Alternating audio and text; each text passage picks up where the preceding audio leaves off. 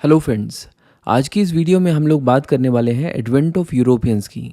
हम लोग देखेंगे कि किस तरह 1498 में वास्को डी गामा एक डायरेक्ट सी रूट को खोजते हुए इंडिया पहुंचा। इस डायरेक्ट सी रूट की डिस्कवरी को एक लैंडमार्क डिस्कवरी के रूप में देखा जाता है और माना जाता है कि यही वो रीज़न था जिसकी वजह से आगे चलकर इंडिया कॉलोनाइज हुआ। तो ये तो हमें समझना ही होगा कि ये डिस्कवरी आखिर हुई कैसे। बट इससे भी पहले हमारे सामने कुछ क्वेश्चंस हैं। क्वेश्चन ये है कि यूरोप से इंडिया जाने का ये एक मात्र रास्ता थोड़ी ना है। यूरोपियन मेडिटेरेनियन सी को क्रॉस करके लैंड रूट के थ्रू भी इंडिया आ सकते थे, और चाहते तो मेडिटेरेनियन सी को क्रॉस करने के बाद रेड सी को क्रॉस करते और फिर अरेबियन सी के थ्रू भी इंडिया आ सकते थे। और आप देख सकते हैं कि ये दोनों ही रूट्स उस रूट से काफ़ी शॉर्ट हैं जिसे 1498 में वास्को डी गामा ने खोजा था। तो फिर उन्हें अफ्रीका के नीचे से घूम के आने की ज़रूरत क्यों पड़ी? तो चलिए शुरू करते हैं।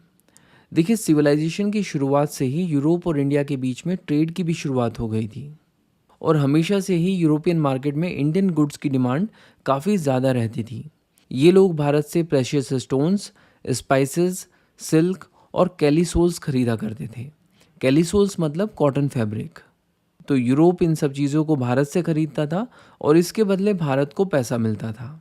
यानी ये जो ट्रेड था वो यूरोप और इंडिया दोनों के लिए ही बेनिफिशियल था। अब हुआ क्या कि 15 सेंचुरी में यूरोपियन इकोनॉमी बहुत ही तेज़ी से बढ़ने लगी। इसके पीछे का एक कारण ये था कि उन्होंने बहुत सारे फॉरेस्ट को कट करके वहाँ पर भी कल्टीवेशन शुरू कर दिया था। इसके अलावा उनके पास अब खेती करने के पहले से बेहतर तरीके आ चुके थे। उनके पास पहले से बेहतर हल था और कई सारी साइंटिफिक टेक्निक्स जैसे कि क्रॉप रोटेशन को भी अब वो अपना चुके थे। क्रॉप रोटेशन में होता यह है कि आप एक ही ज़मीन पर डिफरेंट सीजन्स में डिफरेंट क्रॉप्स को कल्टीवेट करते हो। इससे सॉइल की फर्टिलिटी इन्हेंस होती है। कई बार क्रॉप रोटेशन सिस्टम में फोरेज क्रॉप्स जैसे कि लेग्यूम्स और ग्रासेस को भी इंक्लूड कर लिया जाता है।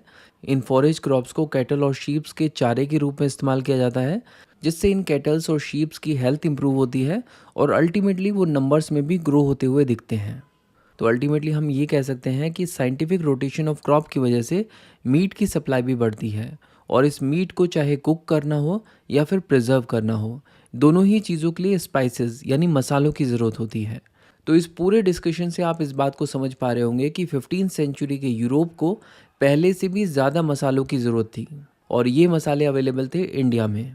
और 1450s तक इंडिया के साथ ट्रेड करने के लिए यूरोपियन जनरली दो ट्रेड रूट्स का इस्तेमाल कर रहे थे। ये दोनों ही ट्रेड रूट्स मेडिटेरेनियन सी के साथ कनेक्टेड थे। पहले रूट को आप लैंड रूट कह सकते हैं। ये पास होता था इराक, ईरान और अफ़गानिस्तान से। और दूसरा रूट पास होता था इजिप्ट, उसके बाद रेड सी और उसके बाद अरेबियन सी से। बट प्रॉब्लम ये थी कि जो तुर्की वाला रीजन है, यहाँ पर ऑटोमन तुर्क्स जो थे वो 1450s के बाद बहुत ही ज़्यादा पावरफुल होने लगे। उन्होंने 1453 में कॉन्स्टेंटिनोपल को जीत लिया और इसके बाद वो बहुत तेज़ी से एक्सपेंड करने लगे।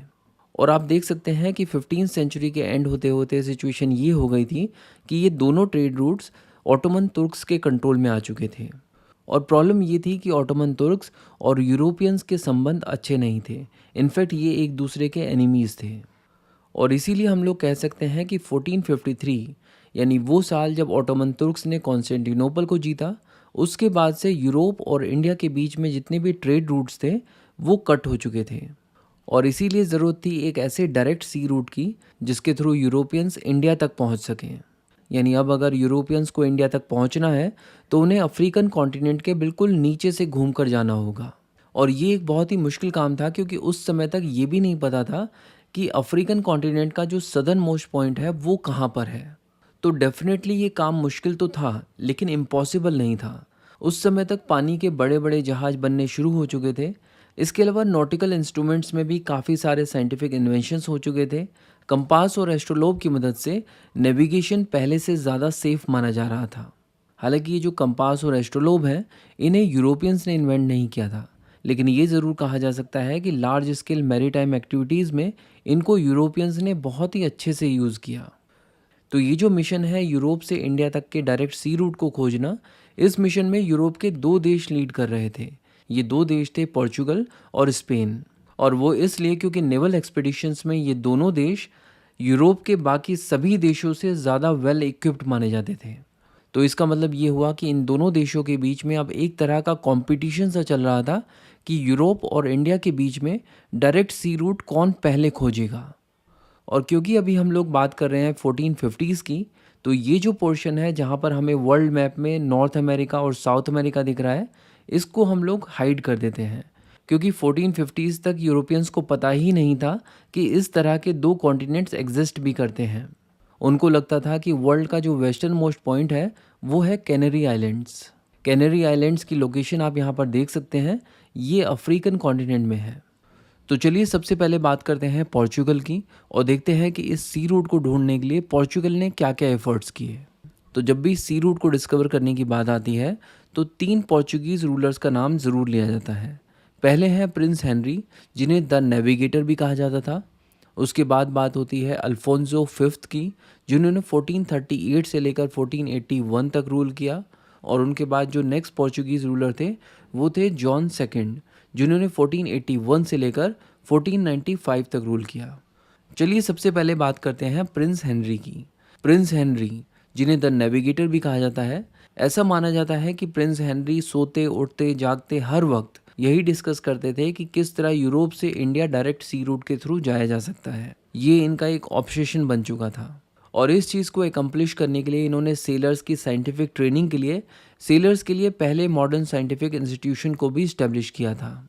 हर किसी को लगता था कि ये लड़का कुछ करके दिखाएगा और इसीलिए रोमन कैथोलिक चर्च के chief pontiff pope Nicholas fifth ने 1453 में प्रिंस हेनरी को पापल बुल ग्रांट कर दिया। ये पापल बुल बेसिकली एक तरह का डिक्री या ऑर्डर था जिसमें प्रिंस हेनरी को ये राइट दिया गया था कि वो जैसे चाहें वैसे भारत तक का डायरेक्ट सी रूट खोजने की कोशिश कर सकते हैं। प्रिंस हेनरी ने कई सारे पोर्चुगीज़ नेविगेटर्स को स्पॉन्सर किया, उनको पैट्रोनेज दी और उनको हर तरह की मदद प्रोवाइड की ताकि वो किसी भी तरह से अफ्रीकन कॉन्टिनेंट को सरगमवेंट करके भारत तक पहुंच सके। बट इन सब प्रयासों के बावजूद प्रिंस हेनरी के जीते जी कोई भी पोर्चुगीज़ नेविगेटर इक्वेटर तक भी नहीं पहुंच पाया। इक्वेटर को भी वो पहली बार क्रॉस कर पाए अल्फोंसो फिफ्थ के रूल के दौरान, जब 1471 में एक पोर्चुगीज़ नेविगेटर ने फाइनली इक्वेटर को क्रॉस किया। इसके बाद पोर्चुगीज़ के इस मिशन में एक मेजर ब्रेक थ्रू तब आया जब किंग जॉन सेकंड ने, जिन्होंने 1481 से लेकर 1495 तक रूल किया था, उन्होंने ये जिम्मेदारी एक पोर्चुगीज़ नेविगेटर बार्थोलोमी डायस को दी कि वो एटलीस्ट अफ्रीका के वेस्ट कोस्ट के साउथ में जाकर देखें और कोशिश करें अफ्रीका की सदर्न टिप को सरगमवेंट करने की, यानी उसके नीचे से घूम के जाने की कोशिश करके देखें। बार्थोलोमी डायस ने बिल्कुल ऐसा ही किया। वो पोर्चुगल से अपनी शिप्स लेकर निकले, अफ्रीका के वेस्ट कोस्ट तक पहुँचे और उसके बाद सदर्न डायरेक्शन में और आगे बढ़ने लगे। इस समय तक उनको इस बात की बिल्कुल भी जानकारी नहीं थी कि अफ्रीका की सदर्न टिप आखिर है कहाँ। अब हुआ क्या कि वो सदर्न टिप तक अभी पहुँचे भी नहीं थे कि यहाँ पर समुद्री तूफान आ गया और इस तूफान ने उनकी शिप्स को बहाकर मॉसल बे तक पहुँचा दिया। तो मॉसल बे पहुँचने के बाद बार्थोलोमी डायस को ये रियलाइज़ हुआ कि शायद एक्सीडेंटली ही सही, लेकिन उन्होंने अफ्रीका की सदर्न टिप को सरगमवेंट कर लिया है। और उनकी इसी रिटर्न जर्नी में 1487 में खोज हुई केप ऑफ गुड होप की। कहने का मतलब ये कि 1487 में अफ्रीका की सदर्न टिप को खोज लिया गया था और इस जगह का नाम रख दिया गया Cape of Good Hope. Actually Bartolomeu Dias ने तो इस जगह का नाम रखा था केप ऑफ स्टॉर्म्स, क्योंकि यही वो जगह थी जहाँ पर समुद्री तूफानों ने उनकी शिप्स को घेर लिया था और यहाँ से आगे बहा दिया था। लेकिन जब ये बात किंग जॉन टू को पता चली तो उन्होंने इस जगह का नाम केप ऑफ स्टॉर्म से बदल कर दिया Cape of Good Hope. Cape of Good Hope की डिस्कवरी मैरीटाइम एक्सप्लोरेशन में एक बहुत ही क्रूशियल मूवमेंट माना जाता है, क्योंकि इस इवेंट के थ्रू ये डेमोन्स्ट्रेट हो चुका था कि अफ्रीकन कॉन्टिनेंट के नीचे से किस तरह से नेविगेट किया जा सकता है। और हर कोई इस चीज़ को जानता था कि अगर आप एक बार अफ्रीकन कॉन्टिनेंट के नीचे से निकलना सीख गए तो फिर भारत तक पहुंचना ज़्यादा मुश्किल नहीं होगा। तो अब तक हम लोगों ने देखा कि 1487 तक पोर्चुगल ने केप ऑफ गुड होप की डिस्कवरी तो कर ली थी, हालांकि अभी तक वो भारत नहीं पहुंच पाए थे। चलिए एक बार नज़र डालते हैं कि इस विषय में स्पेन क्या कर रहा था, क्योंकि शुरुआत में हम लोगों ने बोला था कि यूरोप से इंडिया तक के डायरेक्ट सी रूट को खोजने के लिए पोर्चुगल और स्पेन दोनों आपस में कॉम्पीट कर रहे थे। तो हमें ये जानना भी ज़रूरी है कि इस विषय में स्पेन के क्या योगदान रहे। तो यहाँ पर हमें बात करनी होगी क्रिस्टोफर कोलंबस की, जो कि एक जिनोइज यानी इटालियन नेविगेटर थे। इनके पास एक आइडिया था। इनका कहना ये था कि धरती गोल है और अगर धरती गोल है तो हमें यूरोप से इंडिया जाने के लिए अफ्रीका के नीचे से घूम के जाने की ज़रूरत नहीं है, हम लोग वेस्ट की तरफ नेविगेट करेंगे और पीछे के रास्ते से भारत पहुंच जाएंगे। स्पेन के किंग फर्डिनेंड और क्वीन इज़ाबेला को इनका आइडिया बहुत ज़्यादा पसंद आया और उन्होंने कहा कि भाई जितना पैसा चाहिए आप लो और अपने मिशन पर आगे बढ़ो। तो इस तरह स्पेन की स्पॉन्सरशिप पर क्रिस्टोफर कोलंबस ने वेस्ट की ओर नेविगेट करना शुरू कर दिया। लेकिन भारत पहुंचने की बजाय वो पहुंच गए अमेरिका। इसका मतलब ये कि उन्होंने एक्सीडेंटली अमेरिका को खोज लिया था, हालांकि उन्हें यही लगता रहा कि वो इंडिया पहुंच गए हैं। इस कॉन्टिनेंट का नाम आगे चलकर अमेरिका पड़ा। शुरुआत में इसे कहा गया न्यू वर्ल्ड, यानी एक नई दुनिया। तो हम कह सकते हैं कि 1492 में न्यू वर्ल्ड की खोज हुई और इसी के साथ इस बात का भी भरोसा होने लगा था कि सिर्फ यही नहीं, शायद और भी बहुत सारी कंट्रीज़ और कॉन्टिनेंट्स हैं जिनको अभी खोजा जाना बाकी है। और ये बात सच भी है, क्योंकि इस इवेंट के कुछ सालों के बाद साउथ अमेरिका भी डिस्कवर किया गया। और ये जो चीज़ है, ये स्पेन और पोर्चुगल के डिस्प्यूट का एक मेजर रीज़न बन गया। दोनों देश आपस में लड़ रहे थे कि अगर न्यू वर्ल्ड डिस्कवर होता है तो उसके ऊपर किसका हक होगा, और जब यूरोप से इंडिया तक का डायरेक्ट सी रूट डिस्कवर कर लिया जाएगा तो उस पर किसकी मोनोपोली होगी। इस पूरे के पूरे डिस्प्यूट को 1494 की ट्रीटी ऑफ टॉर्डेसिलास में रिजॉल्व किया गया। इस ट्रीटी ऑफ टॉर्डेसिलास 1494 में केप वर्डे आइलैंड से 1300 माइल्स वेस्ट में एक इमेजिनरी लाइन खींची गई। केप वर्डे आइलैंड्स की लोकेशन के बारे में हम लोग पहले भी बात कर चुके हैं। ये वो पॉइंट है जिसे समझा जाता था कि ये वर्ल्ड का वेस्ट मोस्ट पॉइंट है, लेकिन अब ये बात खारिज हो गई थी, क्योंकि अब पता चलने लगा था कि इसके आगे भी दुनिया है जिसे न्यू वर्ल्ड कहा जा रहा था। तो ट्रीटी ऑफ टॉर्डेसिलास 1494 में ये तय किया गया कि जो भी न्यू वर्ल्ड होगा वहाँ पर ट्रेड मोनोपोली स्पेन की होगी, और जो नॉन वर्ल्ड है वहाँ पर ट्रेड मोनोपोली होगी पोर्चुगल की।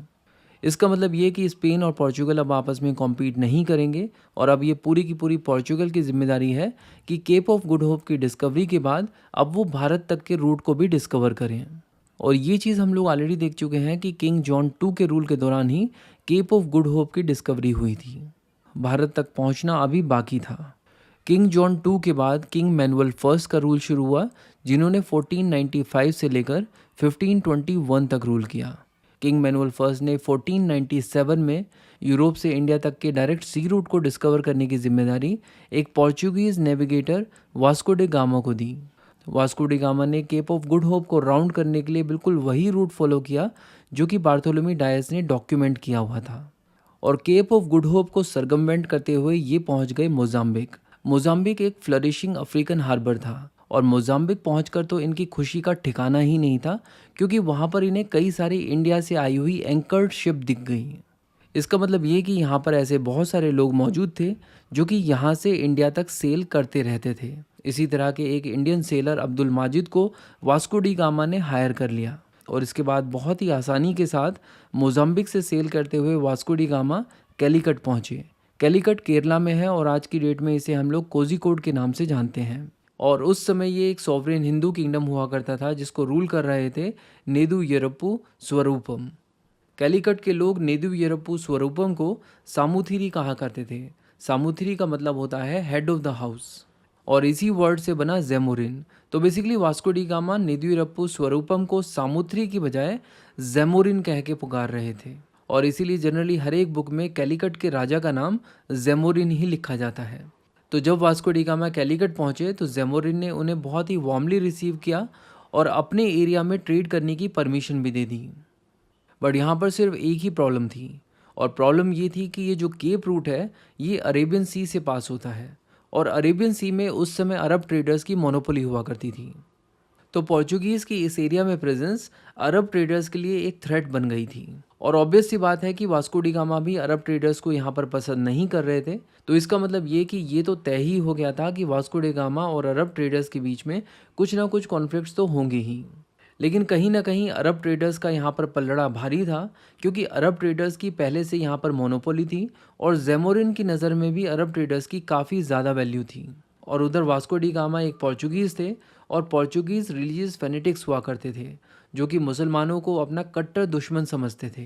तो इसका मतलब ये कि पोर्चुगीज़ और अरब ट्रेडर्स के बीच में कमर्शियल इंटरेस्ट का तो क्लैश था ही था, साथ ही साथ रिलीजियस इंटरेस्ट का भी क्लैश था। बट इसके बावजूद वास्को डी गामा और अरब ट्रेडर्स के बीच में कोई मेजर कॉन्फ्लिक्ट नहीं हुआ। इसका रीज़न ये था कि वास्को डी गामा यहाँ पर सिर्फ 3 महीने रुके।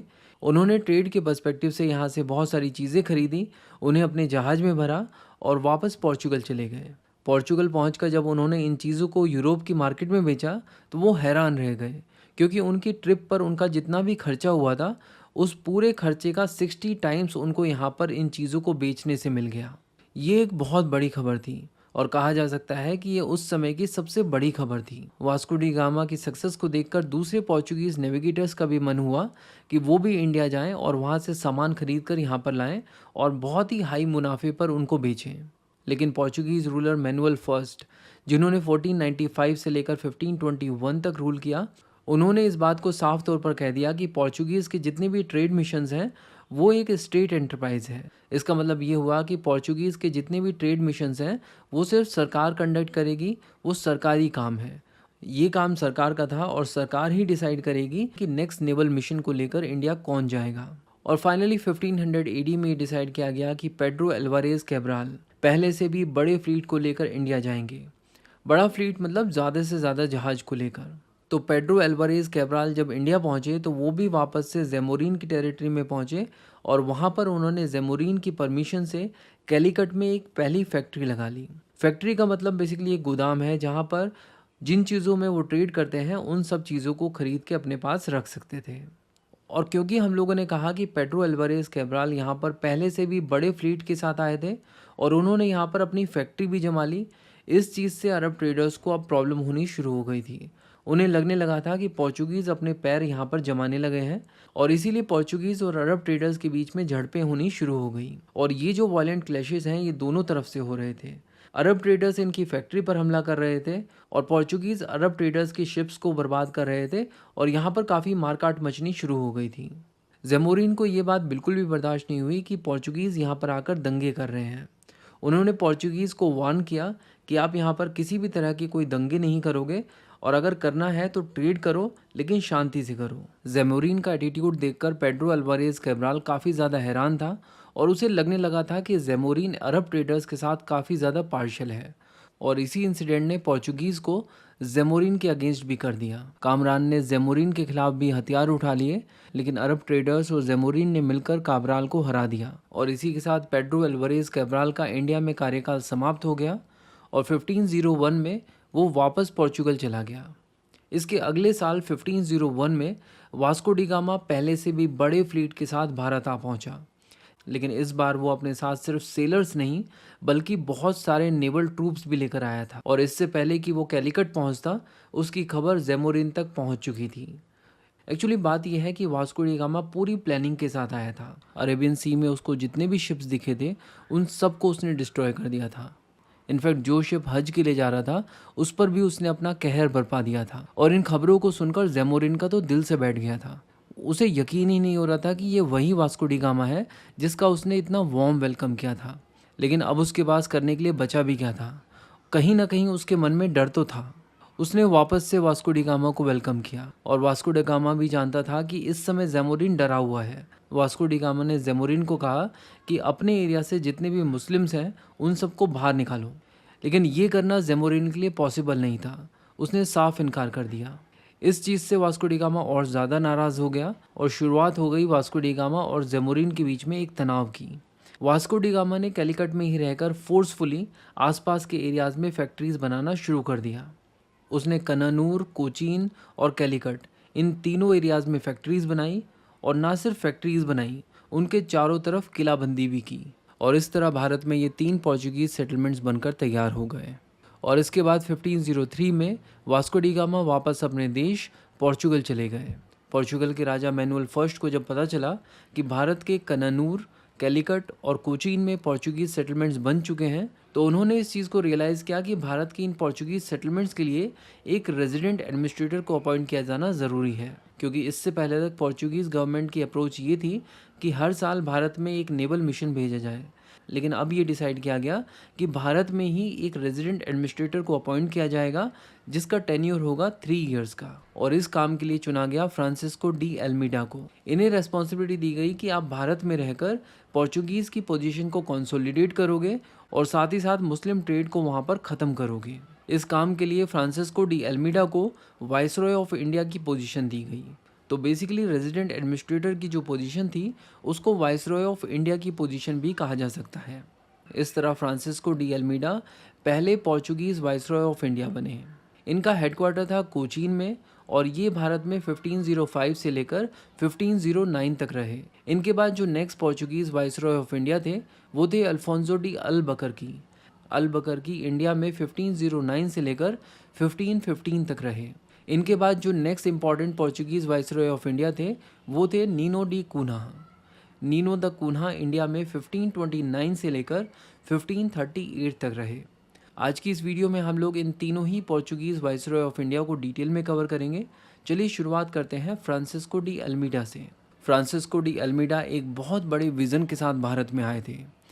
इनका विज़न था पोर्चुगीज़ को पूरे के पूरे इंडियन ओशियन का मास्टर बनाना और इस पूरे रीजन में ये कार्टेज सिस्टम को लागू कर देना चाहते थे, जिस सिस्टम को कहा जाता है ब्लू वाटर पॉलिसी। अगर ये पॉलिसी इंप्लीमेंट होती है तो इस पॉलिसी का मतलब ये होगा कि इंडियन ओशन में अगर कोई भी शिप ट्रेड करने के लिए निकली है तो ऐसा करने से पहले उन्हें पोर्चुगीज़ से लाइसेंस लेना होगा। यानी इंडियन ओशन में ट्रेड करने से पहले उन्हें पोर्चुगीज़ की परमिशन और उनसे लाइसेंस लेना होगा। और ऑब्वियस सी बात है कि अगर आप इस तरह की पॉलिसी को यहाँ पर इम्प्लीमेंट करना चाहते हो और सोच रहे हो कि इस पूरे रीजन के आप मास्टर बन जाओगे, तो यहाँ पर जो एग्जिस्टिंग पावर्स हैं उनको यहाँ पर दिक्कत होगी। और यहाँ पर एग्जिस्टिंग पावर्स में नाम आता है अरब ट्रेडर्स का, क्योंकि अरेबियन सी में उनके पास मोनोपोली थी। इसके अलावा कैलिकट के रूलर ज़ेमुरिन को भी इससे प्रॉब्लम थी, क्योंकि उन्हीं के एरिया में ये ट्रेड हो रहा था। इसके अलावा मैप को अगर आप ध्यान से देखेंगे तो आप देख सकते हैं कि रेड सी के थ्रू अरेबियन सी और इंडिया के साथ ट्रेड इजिप्ट भी कर रहे थे। तो इजिप्ट के जो मामलुक सुल्तान थे उनको भी पोर्चुगीज़ के इन इरादों से प्रॉब्लम थी। अब सोच के देखिए कि और किसको प्रॉब्लम हो सकती थी। प्रॉब्लम गुजरात को भी हो सकती थी। और उस समय गुजरात में एक बहुत ही पावरफुल रूलर हुआ करते थे जिनका नाम था महमूद बेगड़ा। आपको याद होगा कि हम लोगों ने मेडिवल हिस्ट्री के कोर्स में इनके बारे में डिटेल में बात की थी। तो अब ये जो 4 प्लेयर्स हैं इनका मुकाबला पोर्चुगीज़ के साथ होना तय था। और इंटरेस्टिंग बात यह है कि इजिप्ट के मामलुक सुल्तान और गुजरात के महमूद बेगड़ा ये दोनों मिलकर पोर्चुगीज़ का सामना करने के लिए तैयार थे। इसके अलावा पोर्चुगीज़ को अरब ट्रेडर्स और ज़मोरिन का भी सामना करना था। पोर्चुगीज़ ने बहुत ही आसानी के साथ अरब ट्रेडर्स और ज़मोरिन को हरा दिया। अब बचे इजिप्ट के मामलुक सुल्तान और गुजरात के महमूद बेगड़ा। इन दोनों ने मिलकर पोर्चुगीज़ के ऊपर हमला कर दिया। ये बैटल हुआ था दियू के पास में। 1507 के इस बैटल में पोर्चुगीज़ की हार हुई और अल्मीडा का बेटा जो कि एक नेवल कैडेट था वो भी इस बैटल में मारा गया। लेकिन अगले ही साल 1508 में अल्मीडा ने इसका बदला ले लिया। उसने इजिप्ट और गुजरात की कंबाइंड आर्मी को एक साथ हरा दिया। पोर्चुगीज़ के लिए एक बहुत बड़ी जीत थी, लेकिन इसी के साथ अल्मीडा का कार्यकाल इंडिया में समाप्त हुआ और वो पोर्चुगल के लिए रवाना हो गए। इनकी जगह ली अल-बकरकी ने, जो 1509 में next Portuguese viceroy of India बने। अल-बकरकी चाहते थे कि पूरे के पूरे ओरिएंटल कॉमर्स को पोर्चुगीज़ डोमिनेट करें। कहने का मतलब ये कि पूरे ईस्ट और फार ईस्ट यानी इंडिया, चाइना, मलक्का, इंडोनेशिया, यहाँ पर जो भी ट्रेड हो रहा है उसके ऊपर पोर्चुगीज़ की डोमिनेंस हो। अगर आप इस चीज़ को गहराई से समझने की कोशिश करो तो ये सिर्फ इतना ही कहना चाह रहे हैं कि पूरे के पूरे इंडियन ओशियन के ऊपर जो ट्रेड हो रहा है उसके ऊपर पोर्चुगीज़ की डोमिनेंस होनी चाहिए। तो अगर हम ये समझ पा रहे हैं तो आप ये भी समझ पा रहे होंगे कि ये तो बिल्कुल एग्जैक्टली वही पॉलिसी है जो कि अल्मीडा की भी थी। अल्मीडा भी तो यही चाहते थे। तो फिर डिफरेंस क्या है? सिर्फ वर्ड्स का डिफरेंस है क्या? नहीं, ये डिफरेंस सिर्फ वर्ड्स का डिफरेंस नहीं है। अल-बकरकी की राइटिंग्स से हमें काफ़ी कुछ डिटेल्स मिलती हैं जिससे हमें पता चलता है कि इनकी पॉलिसी अल्मीडा की पॉलिसी से डिफरेंट थी। इन्होंने अपनी राइटिंग्स में लिखा है कि अगर हम लोग अपना डोमिनियन सिर्फ नेवी के दम पर बनाएंगे तो वो ज़्यादा लंबा नहीं चल पाएगा, क्योंकि ऐसे में ना तो नेटिव रूलर्स हमारे साथ ट्रेड करेंगे और ना ही वो हमारे साथ किसी भी तरह की कोई फ्रेंडली ट्रीटी करेंगे। इसका मतलब ये कि अगर हमें इंडियन ओशियन के ऊपर राज करना है तो हम सिर्फ इंडियन ओशियन के ऊपर ध्यान नहीं दे सकते, हमें आसपास के एरियाज़ में फोर्ट्स बनाने होंगे। और यही बात इनकी पॉलिसी में भी देखने को मिलती है। और ये जो फोर्ट्स हैं ये बेसिकली कोई फैक्ट्री वाले फोर्ट्स नहीं हैं। यहाँ पर बात हो रही है एक पूरे के पूरे रीजन को अपने कंट्रोल में लेने की और उसको फोर्टिफाई करने की। और इस मुहिम में इनकी पहली पसंद थी गोवा। इस पॉलिसी को इम्प्लीमेंट करने के लिए गोवा इनके लिए एक बहुत ही स्ट्रेटेजिकली इम्पॉर्टेंट लोकेशन थी। और वो इसलिए क्योंकि गोवा एक नेचुरल हार्बर और फोर्ट तो है ही, इसके अलावा पोर्चुगीज़ यहाँ पर रहकर पूरे के पूरे मालाबार ट्रेड को कमांड कर सकते थे। और साथ ही साथ क्योंकि ये एरिया डेक्कन रीजन से भी जुड़ा हुआ है, तो डेक्कन रूलर्स के ऊपर भी वो अपनी नज़र रख सकते थे। और क्योंकि उस समय नॉर्थ का सारा ट्रेड गुजरात सी पोर्ट से होता था और ये रीजन गुजरात सी पोर्ट के काफ़ी पास था, तो ये भी एक बहुत बड़ी वजह है जिसकी वजह से पोर्चुगीज़ को लगा कि गोवा को अपने कंट्रोल में लेना चाहिए। लेकिन उस समय गोवा के ऊपर बीजापुर के रूलर आदिल शाह का कंट्रोल हुआ करता था। अब ये जो बीजापुर है ये बेसिकली बहामनी किंगडम का पार्ट हुआ करता था और बहामनी किंगडम जब डिसइंटीग्रेट हुआ था तो उससे टोटल 5 किंगडम्स बने थे। बीजापुर उनमें से ही एक किंगडम था। बहामनी किंगडम, विजयनगर एम्पायर और उनके डिसइंटीग्रेशन को हम लोग ऑलरेडी डिटेल में कवर कर चुके हैं अपने मेडिवल हिस्ट्री कोर्स में। इसीलिए अभी हम यहाँ पर सिर्फ इस चीज़ के ऊपर फोकस करेंगे कि गोवा जो है वो बीजापुर के आदिल शाह के कंट्रोल में था और पोर्चुगीज़ गोवा की स्ट्रेटेजिक इंपॉर्टेंस को समझते थे और इसीलिए उन्होंने गोवा को कैप्चर करने की कोशिश की। उन्होंने गोवा को बहुत ही आसानी से 1510 में कैप्चर कर लिया और इसके बाद पोर्चुगीज़ ने गोवा को अपना नेवल बेस बना लिया। और इसीलिए हम कह सकते हैं कि अलेक्जेंडर के इन्वेजन के बाद अब ये पहला मौका था जब यूरोपियंस ने इंडिया की कोई टेरिटरी ऑक्यूपाई की थी और ये टेरिटरी बनी गोवा। गोवा को 1510 में पोर्चुगीज़ ने कैप्चर कर लिया और इसके बाद यहाँ पर बहुत सारे चेंजेस किए गए। अल्बकरकी ने यहाँ पर 2 बहुत बड़े हार्बर्स बनवाए, एक पानाजी में और दूसरा मरमू गाँव में। और क्योंकि अब गोवा के ऊपर पोर्चुगीज़ एडमिनिस्ट्रेशन हो गया था तो वो यहाँ पर काफ़ी और भी चेंजेस कर रहे थे। उन्होंने सती प्रथा को भी यहाँ पे एबोलिश किया। इसी के साथ साथ उनके साथ आए पोर्चुगीज़ को उन्होंने एनकरेज किया कि वो यहाँ के लोकल्स के साथ शादी करें। इसके पीछे का लॉजिक ये था कि इस एरिया में पोर्चुगीज़ की जनसंख्या को बढ़ाना है। वो चाहते थे कि ऐसा लगना चाहिए कि ये पूरा का पूरा एरिया एक पोर्चुगल सेटलमेंट है और इसीलिए उन्होंने यहाँ की ऑफिशियल लैंग्वेज भी पोर्चुगीज़ कर दी, यानी सारे सरकारी कामकाज यहाँ पे पोर्चुगीज़ लैंग्वेज में होने वाले थे। और इसीलिए उन्होंने यहाँ पर काफ़ी सारे स्कूल्स भी खोले ताकि लोकल्स को ये लैंग्वेज सिखाई जा सके। इसके अलावा उन्होंने गोवा में बिल्डिंग्स, रोड्स और काफ़ी सारे इरिगेशन वर्क्स भी किए। इसके अलावा कई सारी न्यू क्रॉप्स जैसे कि टोबैको, कैश्यू नट और कोकोनट की नई वैरायटी को भी इन्होंने यहाँ पर इंट्रोड्यूस किया। तो चलिए मैप के थ्रू समझते हैं कि अल-बकरकी ने अपनी पॉलिसी को आखिर किस तरह से इम्प्लीमेंट किया। देखिए, हम लोगों ने देखा कि सबसे पहले इन्होंने गोवा को अपने कंट्रोल में लिया।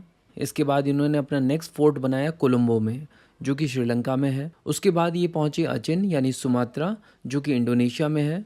और साथ ही साथ इन्होंने मलक्का पोर्ट को भी अपने कंट्रोल में ले लिया। इसका मतलब ये है कि इंडो चाइना ट्रेड रूट का जो एंट्री पॉइंट है वो भी इन्होंने अपने कंट्रोल में ले लिया और साथ ही साथ इंडो चाइना ट्रेड रूट का जो एग्जिट पॉइंट है वो भी इन्होंने कंट्रोल में ले लिया।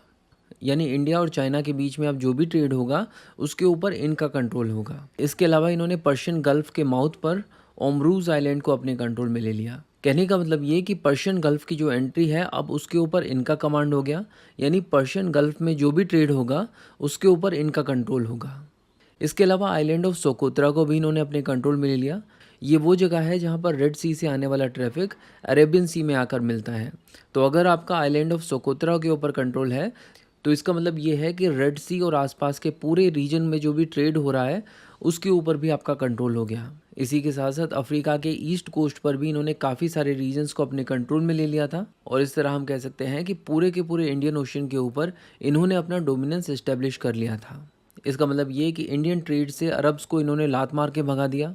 और जैसे कि हमने देखा कि ओमरूज, गोवा और मलक्का के ऊपर इनका कंट्रोल था, इसका मतलब ये कि पोर्चुगीज़ का पूरे के पूरे इंडियन ओशन के ऊपर कंट्रोल था।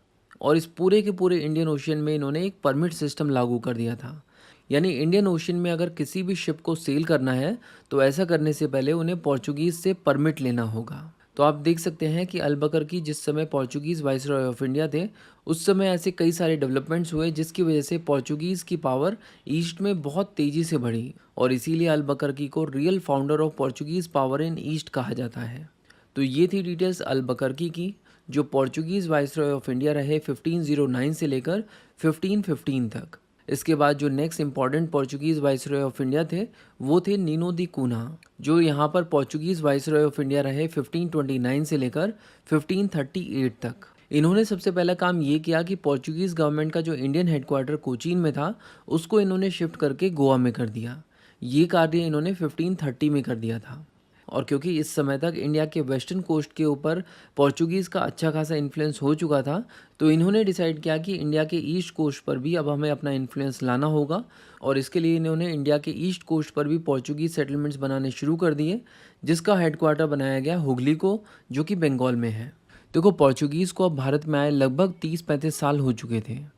उन्होंने इंडियन ओशन को पूरी तरह से डोमिनेट कर लिया था कि इंडियन ओशन के ऊपर पोर्चुगीज़ की डोमिनेंस की वजह से गुजरात का ट्रेड बहुत ही बैडली इफेक्ट हो रहा था। ऐसे में गुजरात को सिर्फ एक ही होप दिखी। उनको लगा कि अगर किसी भी तरह से ऑटोमन रूलर्स की मदद ली जा सके तो हम इन पोर्चुगीज़ के डोमिनेंस को कम कर सकते हैं। ये वो समय था जब गुजरात के रूलर थे बहादुर शाह। इन्होंने ऑटोमन एम्पायर को कई सारी एम्बेसीज भेजी और उनसे मदद मांगी।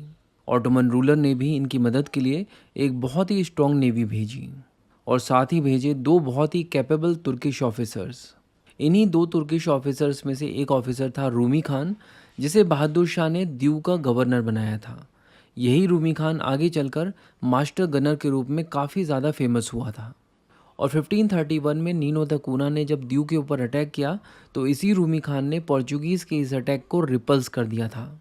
तो हम लोग इस बात को समझ पा रहे हैं कि बहादुर शाह ऑटोमन तुर्क्स की मदद से पोर्चुगीज़ को एटलीस्ट वन हैंड डिस्टेंस पर रखने में कामयाब हो गए थे। बट इसके बाद फिर से सिचुएशन चेंज होती हुई नजर आई। भारत के नॉर्थ में मुग़ल एम्पायर इस्टेब्लिश हो चुका था। मुग़ल रूलर हुमायूं गुजरात के ऊपर अटैक की तैयारी कर रहे थे। ऐसे में गुजरात के रूलर बहादुर शाह ने सोचा कि अगर मुगल्स का मुकाबला करना है तो उन्हें पोर्चुगीज़ की मदद लेनी होगी, और इसीलिए उन्होंने पोर्चुगीज़ के साथ नेगोशिएशन शुरू किए और इस तरह इन दोनों के बीच में साइन हुई ट्रीटी ऑफ बसायन।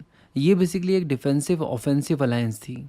इस ट्रीटी में ये फैसला हुआ कि दीव, जो अब तक गुजरात का पार्ट हुआ करता था, वो अब पोर्चुगीज़ टेरिटरी का पार्ट होगा। और जैसा कि इस ट्रीटी के नाम से ही जाहिर है, ये ट्रीटी थी ट्रीटी ऑफ बसायन। बहादुर शाह ने इस ट्रीटी में आइलैंड ऑफ बसाइन भी पोर्चुगीज़ को दे दिया। बसाइन बेसिकली वसई वाला एरिया है। अगर आप कभी भी मुंबई जाएंगे तो मुंबई के आउटस्कर्ट्स में आपको वसई देखने को मिलेगा। और ये सब चीज़ें पोर्चुगीज़ को सरेंडर करने के बाद बहादुर शाह को वही चीज़ मिल रही थी जो उन्हें चाहिए थी। उन्हें चाहिए था मुगल्स के अगेंस्ट पोर्चुगीज़ का सपोर्ट, और पोर्चुगीज़ इस चीज़ के लिए राज़ी थे। पोर्चुगीज़ ने तुरंत दीव में अपना फोर्ट बनाना शुरू कर दिया। अब यहाँ पर हमें बहादुर शाह और हुमायूं के बीच में जो टसल था उसको थोड़ा डिटेल में समझने की ज़रूरत है। और ये चीज़ हम लोगों ने ऑलरेडी डिस्कस की है मेडिवल हिस्ट्री कोर्स में। उसका एक एक्सर्प्ट हम लोग यहाँ पर देखेंगे ताकि आप इस टसल को समझ पाएँ। हुमायूं ने शेर खान के ऊपर विश्वास किया और चुनार फोर्ट का घेराव उठा लिया। हिस्टोरियंस कहते हैं कि हुमायूं को ये डिसीजन बहुत ही जल्दबाजी में लेना पड़ा था, क्योंकि इंडिया के वेस्ट में पॉलिटिकल डायनेमिक्स बहुत ही तेज़ी से चेंज हो रही थी। बात यह है कि बहादुर शाह, जो कि मुग़ल एम्पायर के लिए एक बहुत बड़ा थ्रेट था, उसने मेवाड़ के ऊपर अटैक कर दिया था। और आप सोच के देखिए कि अगर बहादुर शाह मेवाड़ को जीत लेता है तो दिल्ली और आगरा से उसकी प्रॉक्सिमिटी काफ़ी ज़्यादा बढ़ जाएगी। तो बहादुर शाह यहाँ पर मेवाड़ का घेराव करके बैठा हुआ था। और उस समय मेवाड़ के रूलर थे राणा विक्रमादित्य, जिनकी आयु उस समय काफ़ी कम थी और बहादुर शाह का मुकाबला करने के लिए सक्षम नहीं थे। ऐसे में कहा जाता है कि रानी कर्णावती, जो कि राणा विक्रमादित्य की मदर और राणा सांगा की विडो थी, उन्होंने हुमायूं को राखी भेजी और उनसे मदद मांगी। बट ये बात कितनी सच है इसके बारे में पूरे विश्वास के साथ नहीं कहा जा सकता, क्योंकि उस समय के राइटर्स और हिस्टोरियंस ने ऐसा कहीं पर भी नहीं लिखा है कि रानी कर्णावती ने हुमायूं से मदद मांगी हो और उनको किसी भी तरह की कोई राखी भेजी हो। बट ये बात बिल्कुल सच है कि जिस समय बहादुर शाह ने मेवाड़ का घेराव किया हुआ था, उस समय हुमायूं अपनी फ़ौज लेकर आगरा से ग्वालियर आए थे। और बहादुर शाह को ये डर रहा होगा कि मुगल्स यहाँ पर इंटरवीन करेंगे, इसीलिए तुरंत उसने मेवाड़ के साथ एक ट्रीटी साइन की और मेवाड़ से घेराव उठा लिया। तो अब तक हम लोगों ने देखा कि बादशाह बनने के बाद से हुमायूं लगातार वॉर एक्टिविटीज़ में ही बिजी था। और हुमायूं की पर्सनैलिटी कुछ इस तरह की थी कि वो इस चीज़ पर बहुत ज़्यादा बिलीव करता था कि work hard and party even harder. तो नेक्स्ट 1.5 ईयर हुमायूं ने प्रॉपर ब्रेक लिया और अपने आप को रिलैक्स किया और ऐश और अय्याशी में अपने आप को डुबो दिया। इस दौरान उसने दिल्ली में एक नई सिटी बनवाई जिसका नाम था दीन पन्हा। आप ऐसा भी कह सकते हैं कि बहादुर शाह का खतरा आगरा पर मंडरा रहा था, इसीलिए एज अ सेकेंड कैपिटल दीन पन्हा को बनवाया गया था। बट जिस समय हुमायूं मुग़ल एम्पायर के कामकाज और टेंशन से दूर अपने आप को अय्याशियों में डुबा रहा था, उस समय को उसके दुश्मन यूटिलाइज़ कर रहे थे अपने आप को और ज़्यादा मजबूत करने के लिए। शेर खान पहले से और ज़्यादा पावरफुल हो चुका था और बहादुर शाह ने कई सारे ईस्टर्न राजस्थान के रीजन्स इंक्लूडिंग अजमेर को भी कैप्चर कर लिया था। इनफैक्ट बहादुर शाह तो मुग़ल एम्पायर के दुश्मनों को ढूंढ ढूंढ कर उनको अपना सपोर्ट दे रहा था। उसने शेर खान की भी मदद की और साथ ही साथ तातर खान, जो कि इब्राहिम लोदी का कज़िन था, उसको भी आर्म्स और सोल्जर्स प्रोवाइड कराए। और अब तातर खान 40,000 की फ़ौज के साथ आगरा के ऊपर अटैक करने के लिए तैयार था। इस चीज़ की खबर मिलते ही हुमायूं नींद से जागा और उसने तातर खान के ऊपर अटैक किया। तातर खान को उसने बहुत ही आसानी से हरा दिया और इस जंग में तातर खान मारा गया। इसके बाद हुमायूं ने डिसाइड किया कि वो इस बहादुर शाह नाम के थ्रेट को जड़ से ख़त्म कर देंगे। और इसके लिए हुमायूं ने सबसे पहले मालवा को इन्वेड किया, जो कि बहादुर शाह की टेरिटरी थी। इसके बाद बारी आई गुजरात की। हुमायूं ने गुजरात को भी कैप्चर कर लिया। ऐसे में बहादुर शाह पहले भागकर कैम्बे पहुंचा और उसके बाद द्यू, यानी वो भागकर पोर्चुगीज़ की शरण में पहुंच गया था। और इस न्यूली एक्वायर्ड टेरिटरी को गवर्न करने की जिम्मेदारी हुमायूं ने अपने भाई अस्करी को दे दी। और इसके बाद हुमायूं ने रुख किया शेर खान की तरफ, क्योंकि शेर खान जिस तरह की एक्टिविटीज़ कर रहा था उससे मुग़ल एम्पायर को आगे चलकर खतरा हो सकता था। एक्चुअली बिहार में जितने भी अफ़गान सरदार्स थे उन सबको शेर खान ने अपने अंडर में ले लिया था और एक बहुत बड़ी फ़ौज तैयार कर ली थी। इसके अलावा हुमायूं ने जब चुनार फोर्ट का घेराव उठाया उसके तुरंत बाद शेर खान ने बंगाल के राजा को हरा दिया था और उससे एक बहुत बड़ी मात्रा में वॉर इंडेमनिटी भी वसूल करी थी। तो अब आप सोच रहे होंगे कि शेर खान का जो बेटा था कुतुब खान, वो तो अभी भी हुमायूं के कब्ज़े में होगा, तो शेर खान हुमायूं के अगेंस्ट इतना सब कुछ प्लान कैसे कर पा रहा था। तो बात यह है कि कुतुब खान पहले ही हुमायूं के चंगुल से छूटकर भाग गया था और इसीलिए शेर खान को अब हुमायूं का किसी भी तरह का कोई डर नहीं था। बट हुमायूं ने अब ये तय कर लिया था कि जिस तरह उसने बहादुर शाह को यहाँ से हटाया है, ठीक उसी तरह शेर खान को भी वो अपने रास्ते से हटा देगा। 1537 में शेर खान को ख़त्म करने के लिए हुमायूं जब उसकी तरफ बढ़ ही रहा था, तभी उसे खबर मिली कि उसका भाई अस्करी, जो कि इतना ज़्यादा एक्सपीरियंस नहीं था, उसके हाथ से गुजरात और मालवा निकल चुका है। ये एक बहुत बड़ा डिस्ट्रैक्शन था, लेकिन हुमायूं अब अपने लक्ष्य से भटक नहीं सकता था। उसे खबर मिली कि शेर खान अभी भी चुनार के किले में मौजूद है और इसीलिए हुमायूं ने वापस से चुनार फोर्ट का घेराव कर लिया। हुमायूं तो आपने देखा कि मुगल्स और बहादुर शाह के बीच में किस तरह का टसल था और इस टसल में पोर्चुगीज़ ने बहादुर शाह को किस तरह से मदद किया। लेकिन अब 1537 तक सिचुएशन ये है कि मुगल्स को गुजरात से बाहर निकाला जा चुका है और क्योंकि गुजरात के रूलर के ऊपर जो संकट था वो टल गया, तो अब उनको ये लग रहा है कि पोर्चुगीज़ के साथ जो ट्रीटी ऑफ बसाइन उन्होंने साइन की थी ये गलत हो गई। ये नहीं करना चाहिए था, पोर्चुगीज़ को ड्यू नहीं देना चाहिए था। तो गुजरात के रूलर बहादुर शाह ने क्या किया कि इन्होंने Portuguese viceroy of India Nuno da Cunha से दोबारा से बात की। इन्होंने कहा कि यार ये जो ट्रीटी ऑफ बसाइन है ये मुझे जम नहीं रही है, क्या हम इस ट्रीटी को वापस से रीनेगोशिएट कर सकते हैं। नीनो डी कुन्हा ने कहा कि यार क्या बात कर रहे हो, छोटी मोटी बातें हैं, दोनों भाई मिलेंगे और रीनेगोशिएट कर लेंगे, कोई दिक्कत की बात नहीं है। तो इस तरह 1537 में ही बहादुर शाह के पास एक पोर्चुगीज़ शिप भेजी गई, वो उसमें बैठ गए। बहादुर शाह को लगने लगा कि शायद कोई षड्यंत्र हो रहा है जिसमें शायद उसको मारा जा सकता है,